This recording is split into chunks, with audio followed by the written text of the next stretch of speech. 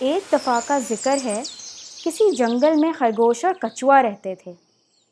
خرگوش بہت مغرور تھا کہ وہ بہت تیز بھاگتا ہے اور جنگل میں کوئی بھی اس جیسا تیز نہیں بھاگ سکتا۔ وہ کچھوے کو آہستہ چلتے دیکھ کر اس کا بہت مذاق اڑاتا تھا۔ ایک دفعہ خرگوش نے کچھوے کا مذاق اڑاتے ہوئے کہا، کیوں کچھوے میاں، میرے ساتھ دوڑ لگاؤ گے؟ کیوں لگاؤ گے نا؟ دیکھتے ہیں کون جیتتا ہے۔ خرگوش کچھوے کا مذاق اڑا رہا تھا اور اس نے سوچا کچھوا ڈر جائے گا۔ کیوں نہیں خرگوش میاں، چلو دوڑ لگاتے ہیں۔ خرگوش دل ہی دل میں ہنسا اور بولا، سوچ لو میاں، ریس سب سے تیز بھاگنے والا جیتتا ہے، سب سے آہستہ چلنے والا نہیں۔ ریس لگاؤ، دیکھتے ہیں کون جیتتا ہے۔ یہ انوکھی ریس دیکھنے کے لیے سارے جنگل کے جانور بھی اکٹھے ہو گئے۔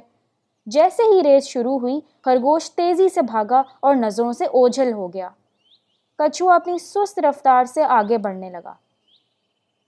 تھوڑا آگے پہنچ کر خرگوش پیچھے مڑا اور سوچنے لگا، کچھوے میاں تو دور دور تک نظر نہیں آ رہے، چلو کچھ دیر یہیں آرام کر لیتا ہوں، جب تک کچھوے میاں آئیں گے میں سو لیتا ہوں۔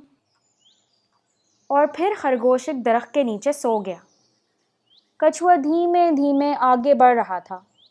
راستے میں اس نے خرگوش کو سوتے ہوئے پایا، لیکن کچھوا رکا نہیں اور دھیمے دھیمے چلتا رہا، اور یوں وہ ریس جیت گیا۔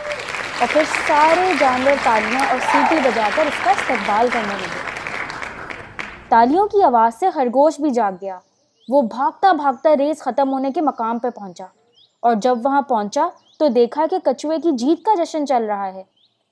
خرگوش کی اتری ہوئی شکل دیکھ کر کچھوا بولا، ایک پتے کی بات سنو ساتھیو، کامیابی ہمیشہ اس کی ہوتی ہے جو بنا رکے آہستہ آہستہ آگے بڑھتا جاتا ہے۔